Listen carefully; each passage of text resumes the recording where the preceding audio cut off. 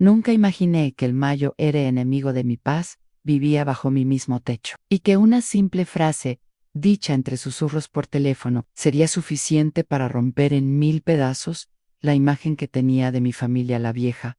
Va a tener que entregar la casa. Era una mañana tranquila de marzo en Salamanca. El aire olía a pan tostado, a buganviles floreciendo en la fachada de la vecina, y al café recién hecho que aún vibraba en mi cocina. Había salido apresuradamente al centro para llevar unas costuras urgentes al taller, pero al llegar noté que me había olvidado los medicamentos para la tensión. Volví a casa sin pensarlo, aún con la bufanda colgando del hombro. Nunca debí haber escuchado lo que escuchéan, o quizás sí, quizás el destino me lo puso delante para abrir los ojos, para mostrarme la verdad escondida detrás de las sonrisas falsas y los abrazos con olor a traición.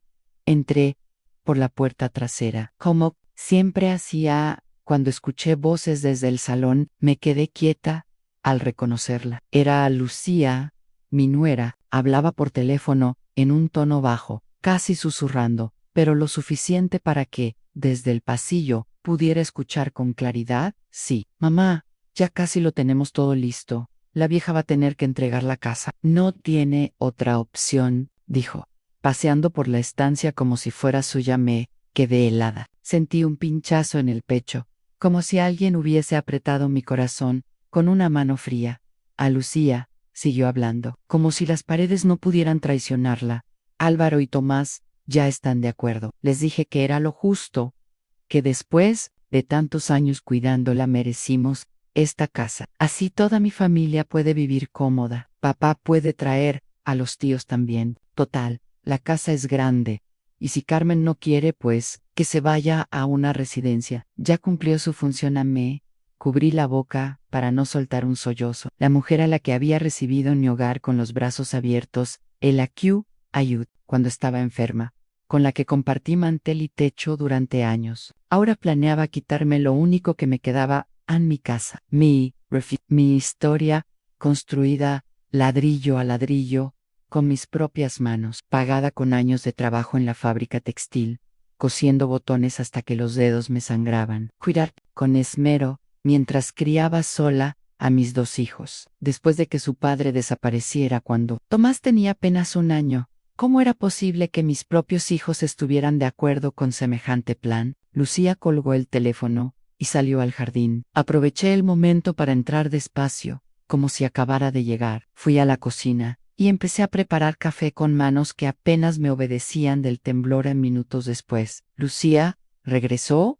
Ay, sueño. No el Aoeliger, dijo con su sonrisa perfectamente falsa. Volví por mis pastillas. Se me olvidaron esta mañana, respondí. Fingiendo calma me senté frente a ella con la taza de café en la mano, observándola con ojos nuevos. Esa forma en la que miraba el salón, como midiendo el espacio, sus comentarios frecuentes, últimamente, sobre lo grande que era esta casa para una sola persona. Las preguntas casuales sobre mi testamento, sus sugerencias sobre remodelar la cocina. Todo, en Kojba, había sido una ingenua, una tanta sentimental, que confundió la cortesía con el afecto. ¿Sabe qué, suegra? Álvaro y yo pensábamos que sería bueno hablar sobre el futuro, comenzó, con ese tono meloso que antes me parecía amable. El futuro, repetí, fingiendo interés. Sí, con usted, ya teniendo 67 años. Esta casa es muy grande. Quizás sea momento de algo más práctico. Ahí estaba. Empezaba el juego, pero esta vez yo ya no era la misma mujer de hace 1 hora. ¿Práctico, dices?, pregunté, llevándome la taza a los labios con cuidado. Bueno, nosotros podríamos ayudar más si viviéramos aquí. Así usted no tendría que preocuparse por los gastos ni el mantenimiento, solo disfrutar de sus nietos, descansar. Sus palabras me revolvían el estómago, los mismos nietos que apenas venían a visitarme, que Lucía usaba como moneda de cambio cuando necesitaba algo de mí. La miré a los ojos y respondí con suavidad. Es muy generoso de tu parte, Lucía, pero sabes que me gusta mi independencia. Esta casa ha sido mi refugio. Ella insistió, como si no escuchara. Pero piénselo bien, nosotros podríamos hacernos cargo de todo. Y usted estaría tranquila, sin preocupaciones. Guardé silencio. No iba a discutir, no aún más tarde, mientras trabajaba en mi pequeño negocio de arreglos en la parte trasera de la casa. Mis pensamientos no dejaban de volver a esa frase: a la vieja va a tener que entregar la casa, Ann, como si yo fuera una carga, como si todas las décadas de esfuerzo no contaran, como si ya no tuviera derecho a vivir la vida que construí con mis propias manos. Aquella noche no dormí. Caminé por cada habitación como si fuera la última vez. Me detuve en la cocina donde enseñé a mis hijos a hacer lentejas, en el jardín donde planté las rosas blancas de mi madre, en el pasillo donde colgaban las fotos de sus primeras comuniones, y me prometí que no me las iban a quitar así. Creían que por ser una mujer mayor sería fácil manipularme. Estaban completamente equivocados. Las palabras de Lucía seguían resonando en mi cabeza como un eco venenoso. A la vieja va a tener que entregar la casa, Ann. Y lo más cruel no era lo que dijo, sino quién lo permitió. Mis hijos, esa noche. No pego. Me senté en el sillón del salón con una manta sobre las piernas, el café frío en la mano y la mirada perdida entre las sombras de la casa. En ese silencio, cada rincón me hablaba, cada grieta del yeso, cada tablón del suelo, cada marco de foto me recordaba todo lo que había dado por construir este hogar, mi hogar, no una casa cualquiera, no una propiedad, mi vida hecha ladrillo. Cerré los ojos y volví atrás, a esos días lejanos en que todo era lucha. Habían pasado más de 30 años, desde que el padre de Álvaro y Tomás se marchó, sin una nota, sin una explicación. Se fue a comprar tabaco y nunca regresó. Me dejó sola con un niño de 4 años y otro de apenas 18 meses. No tenía ni trabajo fijo ni familia cercana que pudiera ayudarme. Solo tenía mis manos, mi dignidad y mis hijos. Empecé a trabajar como costurera en un taller textil, 12 horas al día. Me levantaba antes del amanecer y volvía cuando ya era noche cerrada. Por las noches, cosía en casa por encargo. A veces, mis dedos sangraban, pero yo seguía. Cosiendo ano, había tiempo para el dolor. En los fines de semana, vendía empanadas y croquetas en el mercado del barrio.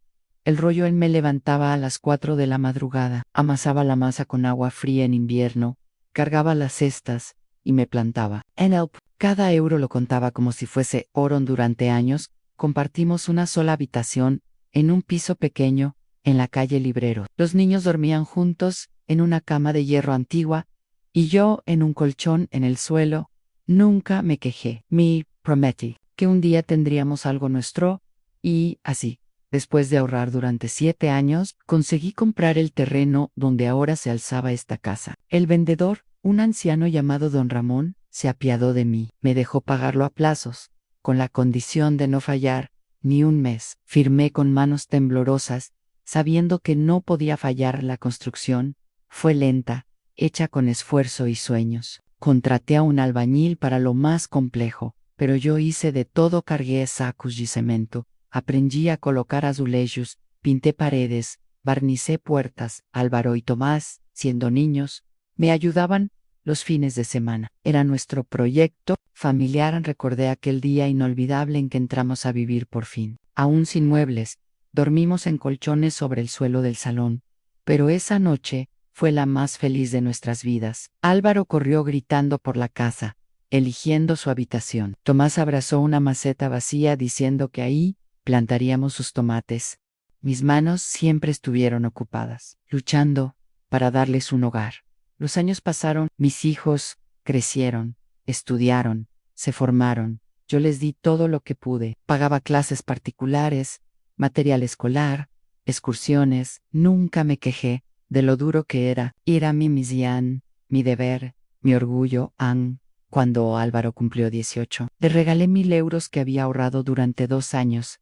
Lloró y me abrazó, diciendo que era la mejor madre del mundo. Hice lo mismo con Tomás, siempre trade, de ser justa. No había favoritos, solo amor y trabajo. Cuando conocí a Lucía, pensé que Álvaro había encontrado a una buena mujer. Educada, amable, con una familia humilde. Me emocioné cuando me pidió la mano de mi hijo. Pensé que me respetaría como madre, como suegra. Como mujer, después de casarse, vivieron conmigo durante casi 2 años. Yo nunca cobré alquiler. Solo pedía que ayudaran con los gastos. Lucía apenas aportaba 50 euros al mes y ponía mala cara si le pedía ayuda con la cocina o la limpieza. Pero cerré los ojos. Pensé que era joven, que necesitaba tiempo. Me tragué mi incomodidad por amor a mi hijo Ann con los años. Se mudaron a su propio piso y Tomás también se independizó. Por primera vez en décadas me quedé sola en casa, pero no me sentía sola, me sentía en paz. Tenía mi jardín, mis clientas del taller, mis paseos por la Plaza Mayor. Había renovado la cocina, cambiado los muebles del salón. Era mi época dorada hasta ahora. Ahora, todo parecía una trampa cuidadosamente tejida. Recordé los últimos meses, como Lucía venía más seguido, como preguntaba por mis papeles, por mi ahorro, como sugería que la casa era demasiado grande para una señora sola en todo. Había sido una preparación, Ella había plantado la idea de que yo debía marcharme, poco a poco. Gota a gota, ya estaban planeando cómo repartirse mi casa, antes de que yo siquiera hubiera tomado una decisión oficial, pero ellos no sabían con quién estaban tratando. Esa noche, mientras el reloj daba las 2 de la madrugada, fui hasta mi archivador. Saqué la escritura de propiedad. Mi nombre, Ansolo, mi nombre. Ningún poder firmado, ninguna autorización. Después, abrí mi testamento, un documento que había hecho hace una década, donde dejaba todo a partes iguales entre Álvaro y Tomás. Después de mi muerte, y yo no pensaba morirme para que ellos pudieran vivir cómodamente, apagué la luz y me dije en voz alta, casi como una promesa: si creían que por ser una mujer mayo, sería fácil manipularme, estaban completamente equivocados. La batalla había comenzado. No hay peor enemigo que una madre herida. En silencio. A la mañana siguiente, me levanté con el corazón firme. Había llorado lo suficiente, ya no quedaban lágrimas, solo determinación. Me preparé un café cargado, recogí el pelo en un moño y comencé a organizar mis pensamientos como quien organiza un campo de batalla. Si querían guerra, pero sería yo quien eligiera el terreno, el momento y las armas. La primera llamada fue a Marina, mi amiga de toda la vida. Trabajamos juntas en la fábrica textil durante más de 20 años. Si alguien conocía cada cicatriz de mi alma, era ella. Contestó al primer timbrazo. Marina, necesito verte hoy. Es urgente. ¿Estás bien?, preguntó con su voz grave. ¿Preocupada? Ahora sí, respondí con un tono que ni yo misma reconocí. Nos encontramos en la cafetería donde solíamos tomar chocolate con churros los domingos. Cuando llegó, me abrazó fuerte, como si intuyera que algo importante estaba a punto de romperse. Me senté frente a ella y le conté todo, sin pausas, sin filtros, desde la conversación de Lucía hasta la cara de mis hijos pidiéndome que me fuera de mi propia casa. A Marina no dijo nada al principio, solo me escuchó, pero sus ojos iban llenándose de una rabia serena. Cuando terminé, apretó mi mano con fuerza y soltó. Carmen, esto no es solo una traición, es abuso. Quieren robarte lo que es tuyo, lo que has levantado sola, y encima, hacerte creer que es por tu bien. Lo que más me duele es Álvaro. Nunca pensé que me tembló la voz. Hay personas que se pierden, Carmen, que los empujan a perderse. Esa no era tuya. Desde que la conocí, me olía interesada, siempre midiendo todo con los ojos, las cortinas, los muebles, las reformas. las sentí. Ya no necesitaba convencerme de nada. Ahora quería actuar. ¿Qué me aconsejas? Primero, protege lo tuyo. Y ve al banco, revisa tus cuentas, habla con un abogado. Segundo, no llegaos nada, que sigan creyendo que estás cayendo en su trampa. Déjalos confiarse. Salí de ese café con la certeza de que tenía una aliada y un plan. Esa misma tarde, llamé al despacho del abogado que me ayudó hace años a redactar mi testamento, Don Fermín Aranda, un hombre meticuloso, discreto, con más de 30 años de experiencia. Le pedí una cita urgente a las 5 en punto. Estaba sentada en su despacho. Le expliqué todo. Él, con su traje gris y sus gafas colgando de la nariz. Fue tomando notas sin interrumpirme. Cuando terminé, guardó su pluma y dijo: Doña Carmen, lo que me describe es un caso claro de intento de manipulación financiera y abuso psicológico hacia una persona. Mayo, lamentablemente, no es raro, pero podemos actuar. ¿Qué opciones? Tengo varias. Primero, proteger legalmente su casa. Podemos crear una cláusula de intransferibilidad sin su presencia física y firma. Segundo, si desea anticiparse, incluso puede vender la propiedad, añadió con cuidado, de forma confidencial. Nadie tiene por qué saberlo hasta que se firme, y eso es legal, por supuesto. Usted es la única titular, y mientras esté en plenas facultades mentales, puede disponer de sus bienes como deseen. Las palabras de don Fermín se clavaron en mí como una llave, abriendo una puerta nueva, una puerta que decía libertad. Y si lo hiciera, dije, bajando la voz, ¿cuánto tiempo llevaría? Si encontramos comprador en efectivo, menos de una semana. No respondí de inmediato, solo asentí lentamente. Una semilla se acababa de plantar. Al salir del despacho, me detuve un instante frente al escaparate de una inmobiliaria. Vi carteles de apartamentos pequeños, acogedores, con vistas a plazas tranquilas. Imaginé mi vida allí en pequeña, sí, pero ¿mían esa noche? No dormí por cansancio, sino por estrategia. En lugar de caminar por la casa llorando, caminé repasando mi plan. Hablé en voz baja, como si ensayara. ¿Y si me arrepiento? ¿Qué pasará con mis cosas? ¿Y si quiero volver? Estaba escribiendo el guión perfecto, pero el teatro que pensaban montar ellos. 3 días después, el teléfono sonó. Era Álvaro. Hola, mamá, ¿cómo estás? Bien, hijo, pensando mucho en lo que me dijisteis. Sí, me alegra mucho. Mira, justo hablábamos con Lucía. Hay unas residencias preciosas que podríamos ir a ver este fin de semana. Tienen jardines, actividades, médicos, todo. Me parece buena idea, dije, con tono dulce. Pero me gustaría hablar también con Lucía, de mujer a mujer. Tengo algunas dudas prácticas. ¿Te parece bien claro, mamá? Seguro que le encantará. Colgué y suspiré profundamente. Era hora de sentarme a tomar café con la mujer que quería quitarme todo, y dejarla hablar. Sin saber que ya era tarde para ella, al día siguiente, me encontré con Lucía en una cafetería del centro. Vestía con su elegancia habitual, esa que siempre parecía tener más que ver con el escaparate que con la educación. Suegra, qué gusto verla, dijo, dándome 2 besos teatrales. Lucía, gracias por venir. Quiero que hablemos con calma. He estado pensando mucho en lo que me habéis propuesto Álvaro y tú, quizá tenéis razón. Sus ojos se iluminaron. No podía ocultarlo. Ni siquiera lo intentó. Me alegra muchísimo escuchar eso, de verdad. Queremos lo mejor para usted. Imagínese no tener que preocuparse por el jardín, ni los impuestos, ni las facturas. Sí, pero tengo dudas. Por ejemplo, ¿qué haríais con la casa? Lucía sonrió y respondió con la frialdad más dulce que he escuchado jamás. La cuidaríamos, suegra. La mantendríamos en la familia. Álvaro y yo incluso habíamos pensado en mudarnos, vender nuestro piso, traer a mis padres, ya sabe, compartir los gastos. Murmuré, ¿tu familia también se mudaría?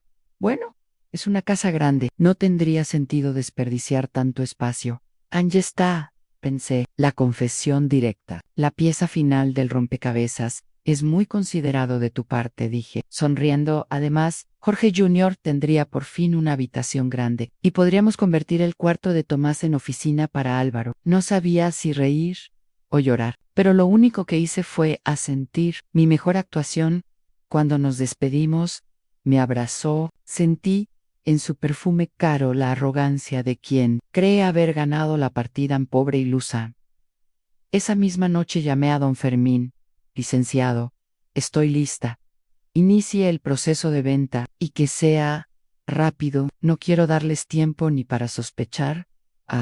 Sus órdenes. Doña Carmen. El tablero estaba dispuesto, y yo tenía la reina en la mano. El sábado por la mañana. Amaneció claro y frío. Salamanca estaba tranquila, como si nada en el mundo se moviera. Pero en mi casa, la batalla final estaba a punto de empezar. Álvaro llegó puntual a las 10, acompañado por Lucía y mi nieto Jorgecito. Lucía vestía un elegante vestido color coral y una chaqueta blanca de lana fina. Sonreía con la seguridad de quien cree tener la partida ganada. «Buenos días, suegra», exclamó con entusiasmo. «Hoy va a ser un gran día». «Buenos días, Lucía. ¡Qué guapa vienes!», respondí con una sonrisa tranquila. Mi nieto corrió hacia mí y me abrazó con fuerza. «Abuela, papá dice que te vas a ir a vivir con otros abuelos para que puedas jugar con ellos».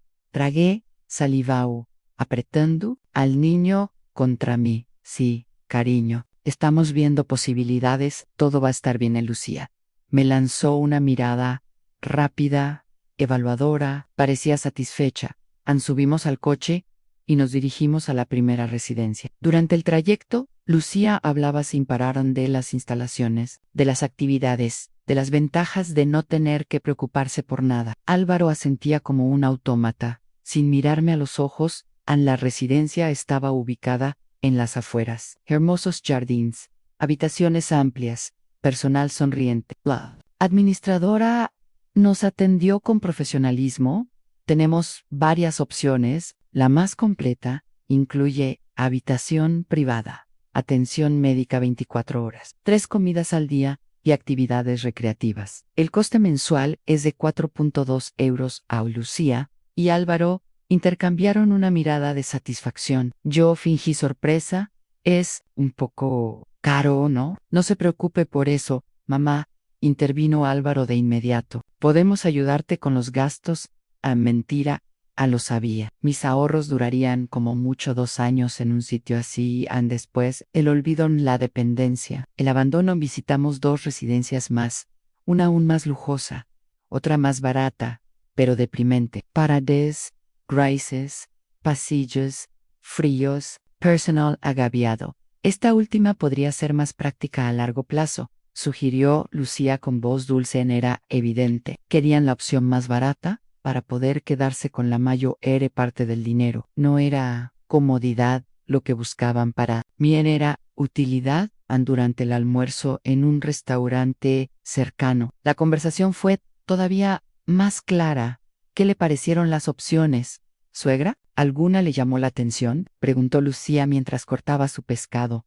«Todas tienen lo suyo». «Necesito tiempo para pensar, por supuesto», intervino Álvaro. «Pero cuanto antes tomes la decisión, antes podrás disfrutar de tu nueva etapa». En un momento, Jorgecito me miró con sus ojitos inocentes.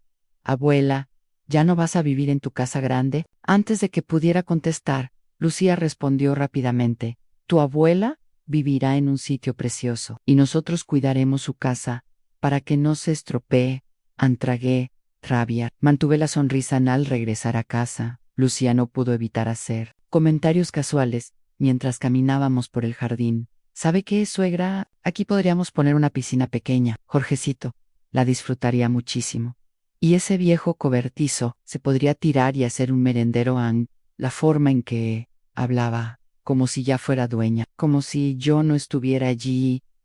Ya estaban planeando cómo repartirse mi casa antes de que yo siquiera hubiera tomado una decisión oficial. Cuando se marcharon, me senté en mi sillón y llamé a don Fermín. «¿Cómo va todo, licenciado?». «Excelentes noticias. Tenemos una oferta firme, 240.0 euros en efectivo. El comprador es discreto y quiere cerrar en 5 días. Acepto. Proceda con todo».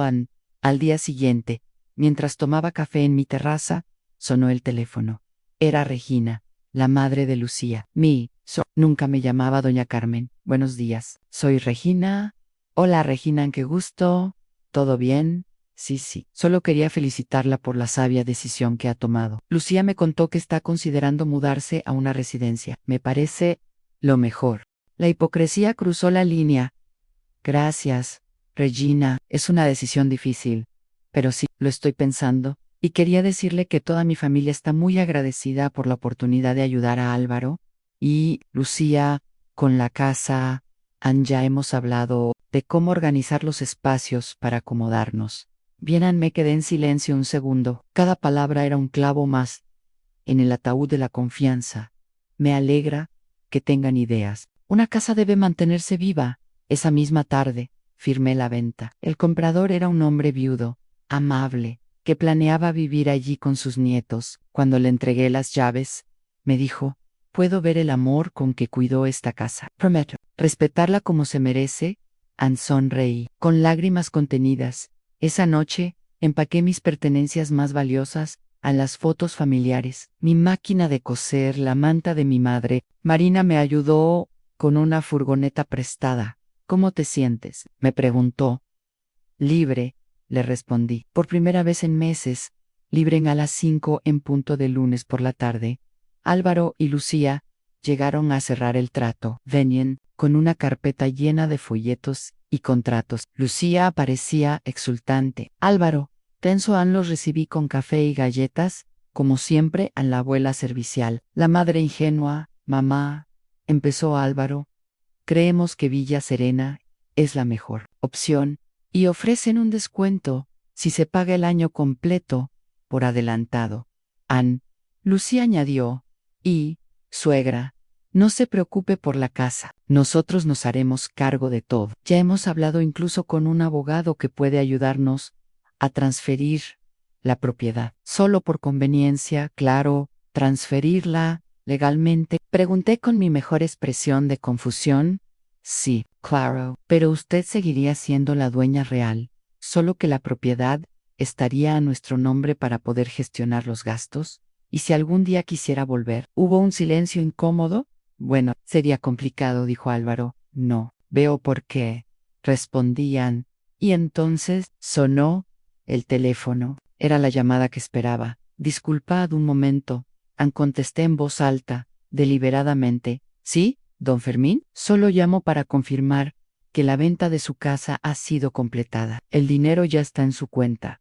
Y mañana a las 10 debe entregar las llaves al nuevo propietario. Ann, colgué y volví a la mesa. Álvaro me miraba con el rostro desencajado. Lucía se puso pálida. ¿Qué dijiste? Mamá, vendí la casa. La transacción se completó esta mañana. El silencio fue brutal. Eso no puede ser, gritó Lucía. Teníamos un acuerdo. ¿Qué acuerdo? ¿Dónde está mi firma?, pregunté con frialdad. ¿Ibas a vivir en una residencia y nosotros? ¿Iban a quedarse con todo, a meterme en un lugar barato y repartirse cada rincón de mi casa? Lucía se levantó de golpe, furiosa. Esto no se va a quedar así. Claro que no, respondí. Ahora se queda como debe quedarse. Yo, ustedes, con las manos vacías. San Álvaro intentó acercarse. Mamá, eres mi hijo, Álvaro, pero el respeto se gana, y tú lo has perdido. Cuando decidas volver a ser el hombre que crié, sabrás dónde encontrarme. Los vi marcharse desde la ventana, Annie.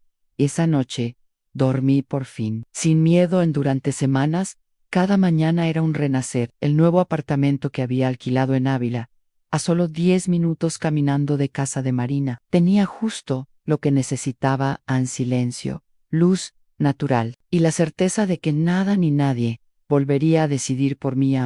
La vista desde el balcón era sencilla: un parque lleno de castaños, donde ancianos jugaban a las cartas y niños corrían detrás de pelotas. No era lujoso, pero era mío. No en papeles, pero sí en decisión, en voluntad. Había dejado atrás una casa de más de 200 metros cuadrados, con 2 patios y una historia en cada baldosa. Pero en este pequeño hogar ya penthouse 70, me sentía más libre que nunca. Mi taller de costura seguía funcionando. Algunas clientas del barrio anterior comenzaron a visitarme aquí. Me recomendaban a sus vecinas. Y poco a poco construí una nueva red. No necesitaba mucho. Mi pensión, los intereses del dinero de la venta y mis arreglos bastaban. Una tarde, mientras repasaba una chaqueta en la máquina, sonó el teléfono. Sí, mamá, soy Tomás. El corazón se me detuvo por un momento. No había escuchado su voz desde aquel día en que lo vi marcharse con Lucía, humillado, sin mirarme a los ojos. ¿Qué necesitas?, respondí sin dureza, pero con distancia. Hablar contigo, Ann. en persona. Por favor, acepté encontrarme con él en la misma cafetería donde semanas antes me había reunido con Marina. Llegó puntual, más delgado, y con los hombros encorvados como si llevara el peso de su propia culpa, se sentó frente a mí, y durante un minuto completo no dijo nada. Finalmente habló. Mamá, no sabía todo lo que Lucía había planeado. Yo creí que era por tu bien. Ella siempre decía que estabas cansada, que te costaba mantener la casa, que estabas más débil. Yo la creí, no quise pensar mal. Lo observé con atención. Su voz temblaba, sus ojos no se atrevían a alzar la vista, y cuando sugerías internarme en una residencia también era por mi bien. Tomás cerró los ojos. Tienes razón, fui un cobarde. Permití que alguien más decidiera por mí. Dejé de ser hijo para convertirme en cómplice. Guardé silencio. No espero que me perdones.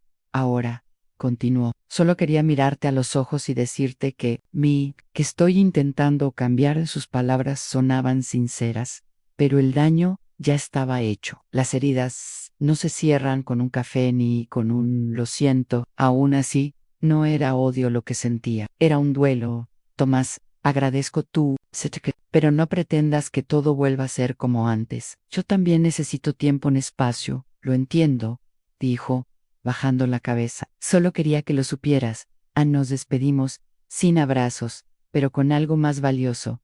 Respeto, recobrado, un mes. Después, recibí otra llamada. Mamá, soy Álvaro. No fue sorpresa. Lo estaba esperando. Cuando el castillo se desmorona, el arquitecto suele quedarse entre los escombros. Melissa y yo. ¿Nos estamos divorciando? Dijo. No, respondí de inmediato. ¿Cómo te sientes? Aliviado, confesó. Me he dado cuenta de que durante años viví la vida que ella quería, no la mía. Perdí tu confianza, mamá, y perderte a ti fue lo que me hizo despertar. Sus palabras me conmovieron, pero también me hicieron dudar, no porque no fueran honestas, sino porque llegaban tarde. Espero que hayas aprendido algo de todo esto. Aprendí que el amor no puede fingirse, que una madre como tú no se reemplaza a Anne, y que la codicia lo destruye todo. Colgamos sin promesas, pero con un puente reconstruido en silencio. A mi vida diaria era ahora tan simple como plena. Me levantaba temprano, regaba mis plantas del balcón, leía el periódico con café, y luego cosía hasta el mediodía. Por las tardes, caminaba por el parque o visitaba a Marina. En un miércoles, mientras me sentaba en un banco junto al estanque, escuché una vocecita familiar. Abuela. Era Jorgecito, mi nieto. Corría hacia mí con una sonrisa inmensa. Lo acompañaba una joven niñera, que se acercó con respeto. Doña Carmen. Me saludó. El niño pregunta por usted constantemente en sus padres. Han estado muy ocupados. Últimamente acaricié el cabello de mi nieto, mientras él se acurrucaba en mi regazo. ¿Por qué ya no vives en tu casa grande, abuela? Preguntó con la inocencia desarmante de los niños. Porque decidí tener nuevas aventuras. Cielo. Why, Avis, hay que empezar por algo más pequeño, para volver a crecer. La niñera sonrió. Yo también. Por primera vez, no sentí dolor al hablar de mi casa. Sentí orgullo poco a poco. Comencé a construir una nueva comunidad, mi grupo de lectura en la biblioteca local. Conocí mujeres de mi edad, con historias similares en madres engañadas, viudas solas, abuelas que se habían redescubierto. Compartíamos más que libros. Compartíamos fuerza. A los 6 meses de la venta de mi casa, me encontraba de pie frente al espejo una mañana. Me miré sin prisa. Había arrugas. Sí, había cicatrices, pero también había firmeza en mi postura y dignidad en mi mirada.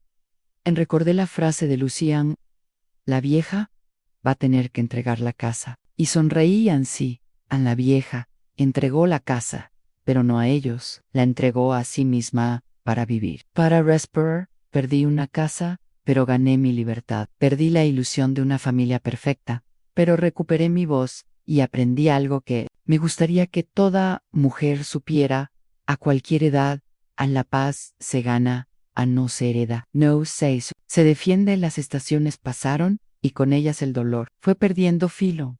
El otoño llegó temprano. Aquel año en Ávila las hojas teñían las aceras de colores ocres y dorados, y el aire fresco traía consigo una calma que nunca había conocido. Yo, que durante décadas viví entre máquinas de coser y cuentas por pagar, entre pañales y llantos de madrugada, ahora vivía con lo mínimo, y tenía a lo máximo libertad.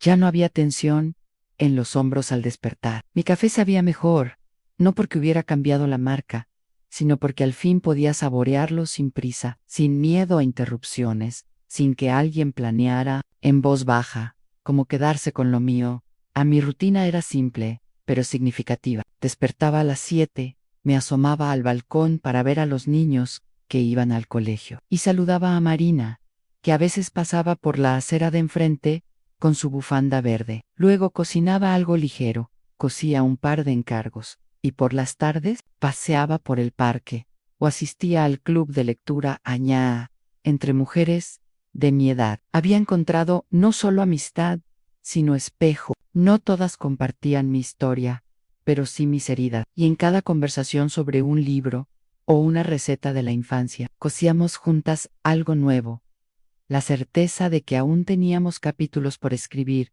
En una tarde de domingo mientras en la banca del parque, alguien me tocó el hombro suavemente. Era Georgechito, abuela. ¿Puedo sentarme contigo? Claro, mi amor. Este es tu sitio. Se acurrucó a mi lado con un dibujo entre las manos. Te dibujé en tu casa nueva. Acuías tú, y aquí las flores que te gustan. El papel estaba lleno de líneas torcidas y colores fuera de los bordes, pero era perfecto. Gracias, cariño, es el mejor regalo que me han hecho en mucho tiempo. ¿Y vas a invitarme algún día? Preguntó con los ojos brillando. Cuando quieras. Esta casa también tiene un poco de tía en la niñera. Lo llamó desde lejos, y él corrió hacia ella. Yo me quedé mirando el dibujo. Ese niño, sin saberlo, estaba uniendo las piezas rotas con hilo de ternura. Una semana después, Marina me invitó a una reunión con otras mujeres jubiladas que ofrecían clases gratuitas en un centro cultural de barrio. Me pidieron que enseñara costura básica. Yo pregunté, sorprendida. ¿Y quién mejor? Respondió Marina. Has cosido más sueños que cualquier otra persona. Ana, acepté, no por vanidad, sino porque sentí que era hora de devolver algo. Durante años viví para otros. Ahora podía ofrecer lo mejor de mí sin que nadie me lo exigiera. A las clases comenzaron tímidamente 3 mujeres, luego 5, luego una fila de jovencitas que querían aprender a arreglar su propia ropa o incluso emprender. Les enseñaba a enhebrar sin frustración, a tomar medidas, a respetar la paciencia que requiere una costura bien hecha. Una puntada mal hecha se nota más tarde, decía siempre, como una mentira dicha con dulzura en ellas. Reían, y yo también, porque hablaba con libertad, porque ya no me callaba.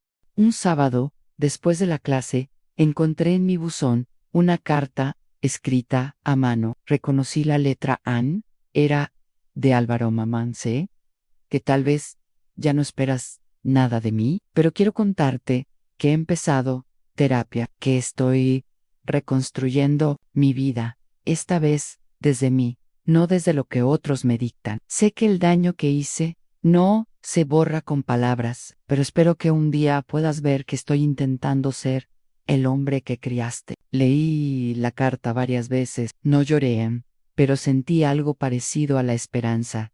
No lo llamé, no aún, pero escribí en un papel pequeño y lo guardé en mi costurero. El perdón no es olvido, es libertad. Y a veces lleva tiempo. Ellen llegó sin avisar. Las noches eran más largas, pero mi apartamento siempre estaba cálido. Un día, mientras preparaba unas torrijas para compartir con Marina, alguien llamó a la puerta. Era Tomás. Traía consigo una cesta de Navidad y un gesto nervioso. No vengo a invadir tu paz. Mamá solo quería desearte felices fiestas. White Art. Las gracias por no haberte rendido. Porque si tú no te hubieras defendido, yo seguiría siendo un hijo que no sabe quiénes lo invita a pasar. Hablamos 1 hora sin reproches. Me contó que había dejado el trabajo donde estaba con Lucía, que estaba buscando algo nuevo, que estaba solo, perro, no vacío. Antes, Dijers, me dijo algo que me quedó grabado. Perdiste una casa, mamá, pero nos diste una lección que ni el tiempo puede borrar aún hoy. Mientras escribo esto, desde mi balcón, con un sol tímido entrando por la ventana, puedo decir sin miedo, Anne, estoy en paz. A los 68 años, descubrí que nunca es tarde para defenderse, que la vejez no es una rendición, es una segunda oportunidad, y que vivir según tus propios términos, con dignidad, vale más que cualquier herencia o título de propiedad. Mi casa ya no tiene paredes de ladrillo. Ahora mi casa soy yo, y si esta historia llegó hasta ti, si la estás leyendo o escuchando, en este momento te doy las gracias. Gracias por acompañarme hasta el final. Gracias por escuchar mi voz, una que muchos intentaron callar. Pero antes de cerrar esta etapa, quiero dejarte una pregunta, de corazón. ¿A qué parte de tu vida te estás aferrando solo porque alguien te hizo creer que no podías soltarla? Tal vez, como yo, es hora de coser tu propia libertad. Carmen, ambos, de muchas mujeres.